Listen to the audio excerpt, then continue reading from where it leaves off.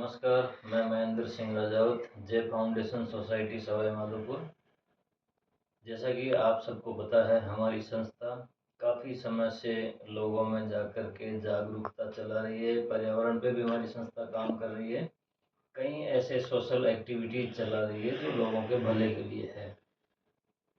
लेकिन बीच बीच में social media के माध्यम से भी हम लोगों को संदेश देते आए हैं, क्योंकि सोशल मीडिया एक ऐसा प्लेटफॉर्म है जिससे आप ज़्यादा लोगों के साथ जुड़ सकते हो। आज का जो टॉपिक है वो बड़ा इम्पोर्टेंट है। आपको सुन के काफ़ी आपकी नॉलेज बढ़ेगी। काफ़ी अच्छा टॉपिक है, क्योंकि हिंदुस्तान के अंदर अगर देखा जाए तो मेडिकल क्षेत्र ने काफ़ी प्रगति की है, नो डाउट। लेकिन कई ऐसी चीज़ें हैं जो अपन ने काफ़ी पीछे छोड़ दी, जो कि ज़रूरी थी, उनको साथ में लेना ज़रूरी था। उनकी वजह से कहीं ना कहीं ये आप कह सकते हो कि बीमारियां बढ़ी है। अपन ने अपने पारंपरिक तरीकों को छोड़ करके आधुनिकता के पीछे जैसे ही अपन गए हैं, उसकी वजह से कई बीमारियां बढ़ी है, कई बीमारियों ने पैर पसारे हैं। आज का टॉपिक है मोटा अनाज। मोटे अनाज के बारे में मैं आपको कुछ बताना चाह रहा हूँ कि मोटा अनाज लाइक जैसे मिलेट्स है, बाजरा है, ज्वार है, जौ है, मक्का है, रागी है। ऐसी कई चीज़ें हैं जो काफ़ी वर्षों पहले से हिंदुस्तान के अंदर बहुत पुराने समय से चली आ रही थी, जो कहीं ना कहीं पीछे छूट गई है। रहा सवाल इसके इतिहास की, अगर अपन बात करते हैं तो सिंधु घाटी सभ्यता में भी मोटे अनाज के बारे में अवशेष ऐसे मिले हैं, उनके बारे में ऐसे सबूत मिले हैं कि उस समय बाजरा, ज्वार ऐसी चीज़ें खाई जाती थी। पशुओं को भी खिलाई जाती थी और मनुष्यों को भी खिलाई जाती थी। तो उस समय इस तरह की कोई बीमारी नहीं थी। जैसा कि आज आप देख पा रहे हैं, कैंसर, डायबिटीज़, बहुत बड़ी बड़ी बीमारियां, बहुत भयावह बीमारियां हो रही है। और नॉर्मल तरीके से अगर कोई आदमी रह रहा है उसको भी हो रही है। अगर कोई आदमी बिना अल्कोहल के रह रहा है, बिना निकोटिन के रह रहा है, निकोटिन यूज़ नहीं कर रहा है, उसके बावजूद भी उसको बीमारियां हो रही है। तो उसकी कहीं ना कहीं उसकी वजह ये है कि आप मोटे अनाज को छोड़ करके वीट आपने यूज़ करना चालू कर दिया है, जो कि गलत है। गेहूँ जो है, जो पहले हिंदुस्तान में नहीं था, गेहूँ बाद में आया है। और जब से, मैं मानता हूँ, जब से गेहूँ आया है उसके बाद ही ये सब समस्याएं शुरू हुई है। क्योंकि अगर अपन इतिहास की तरफ देखते हैं तो एक ग्रंथ हुआ करता था, सुश्रुत संहिता, जो बहुत पुराना ग्रंथ है, उसके अंदर भी मिलेट्स के बारे में लिखा गया है। चरक संहिता आपने सुना होगा, चरक संहिता भी बहुत प्रसिद्ध ग्रंथ है। उसके अंदर भी जो ये जो मोटा अनाज है उसके बारे में जिक्र किया गया है। इसका मतलब ये है कि मोटा अनाज हिंदुस्तान के अंदर काफ़ी पुराने समय से, बहुत पुराने समय से, यानी 3200 ईसा पूर्व से 1900 ईसा पूर्व के बीच में भी अगर आप देखते हैं तो मोटा अनाज उस समय प्रयोग लिया जाता था और मोटे अनाज का उपयोग किया जाता था। उस समय लोग बिल्कुल स्वस्थ रहते थे, मजबूत थे, एकदम बीमारी नहीं थी, सब कुछ सही था। उसके बाद अगर हिंदुस्तान में वीट की एंट्री होती है तो उसके बाद में कई चीज़ें बढ़ जाती है। भारत की दृष्टि से अगर अपन देखते हैं तो भारत विश्व का 5वां जो मोटे अनाज का निर्यातक देश है, जिसके अंदर 60% बाजरे का उत्पादन होता है, 27% ज्वार उत्पादित होती है, 11% रागी होती है, 2% मोराई होती है, और भी कई मोटे अनाज है जो हिंदुस्तान में उगाए जाते हैं। अगर आप हिंदुस्तान की बात कर रहे हैं तो अपने स्वास्थ्य के बारे में आपको बात करनी पड़ेगी, क्योंकि हिंदुस्तान पहले इतना स्वस्थ हुआ करता था, जो कि आज नहीं है। आज कोई एज लिमिट नहीं है। कोई भी बीमारी किसी भी एज में किसी भी बच्चे को हो सकती है, प्रौढ़ को हो सकती है, बुजुर्ग को हो सकती है।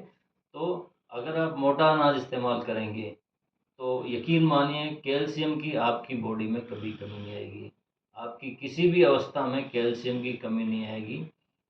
मोटा अनाज के अंदर एंटीऑक्सीडेंट प्रचुर मात्रा में होते हैं, तो मोटा अनाज प्रयोग कीजिएगा।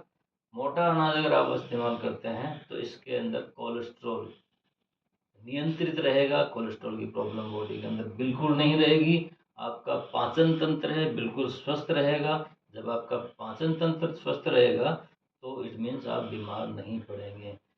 बाय चांस अगर किसी की बॉडी में कैंसर की कोशिकाएं पनप रही है या पनपना शुरू हुई है और अगर आपने वीट को बिल्कुल बंद कर दिया है और आप मिलेट्स पे आ गए हैं, मोटे अनाज पे आ गए हैं, तो कैंसर कोशिकाएं स्वतः ही खत्म हो जाएगी। कैंसर कोशिकाएं आपकी बॉडी के अंदर सर्वाइव नहीं कर पाएगी, आपकी बॉडी का शुगर लेवल ऑटोमेटिकली सही हो जाएगा। दूसरी एक और इम्पोर्टेंट चीज़, अगर आप मोटा अनाज इस्तेमाल करते हैं तो मोटा अनाज एंटी फंगल भी है, तो आपकी बॉडी के अंदर किसी भी तरह की प्रॉब्लम्स नहीं रहेगी। मोटा अनाज के टाइप्स की अगर अपन बात करते हैं तो मोटा अनाज मान के चलिए आप कि 9 प्रकार के मोटे अनाज यहाँ पे होते हैं, जिसमें से मोटे तौर पे मैं बताऊँ आपको, बाजरा, ज्वार है, रागी है, चना है, सावा है, कुट्टू है, राजगिरी है, और भी कुछ चीज़ें हैं। अगर गेहूं की अपन बात करते हैं तो गेहूं को अगर आप स्टोर करते हैं, तो अगर साल भर गेहूं को आप स्टोर करके रख लेते हैं तो उसका 40% पार्ट ऑटोमेटिकली डिस्ट्रॉय हो जाता है, यानी 40% गेहूं अपने आप खत्म हो जाता है, उसका जो पार्ट है वो 60% ही बचता है। मोटे अनाज को अगर आप स्टोर करते हैं तरीके से, तो मोटा अनाज 10 से 12 साल तक आराम से रखा जा सकता है, उसमें कुछ प्रॉब्लम नहीं है। तो हिंदुस्तान में अगर लोग मोटे अनाज को वापस से इस्तेमाल करने लग जाएं, गेहूं को बिल्कुल बंद कर देते हैं, तो अपना हिंदुस्तान पहले की तरह स्वस्थ रहेगा, मस्त रहेगा। क्योंकि आप देखिए विदेशों के अंदर अगर आप देखें तो विदेशों में भी मोटे अनाज का उपयोग करने लग गए हैं। उसको नाम दिया गया है ग्लूटेन फ्री फूड, जो कि वीट के अंदर ग्लूटेन प्रचुर मात्रा में होता है, और ग्लूटेन फ्री फूड मीन्स मोटा अनाज। ज्वार आप ले लीजिए, बाजरा आप ले लीजिए, मक्का ले लीजिए, सावा ले लीजिए, कुट्टू ले लीजिए, राजगिरी, किसी को भी आप यूज़ कर लीजिए जैसे आपकी सुविधा हो वैसे। तो अगर आप वो यूज़ करते हैं तो वो फूड आपको ग्लूटेन फ्री फूड हो गया। तो विदेशों में इसकी डिमांड हो गई है, ये भारत से और भी कई देशों से जहाँ पे मोटा अनाज उत्पादित किया जाता है वहाँ से आयात करते हैं वो लोग, और उसको ग्लूटेन फ्री फूड का नाम दे करके यूज़ करते हैं।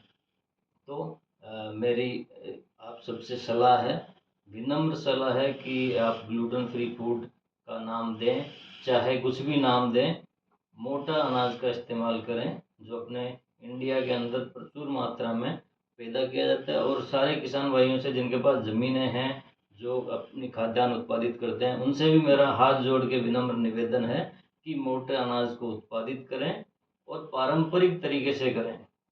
यूरिया का प्रयोग नहीं करें, डीएपी का प्रयोग नहीं करें।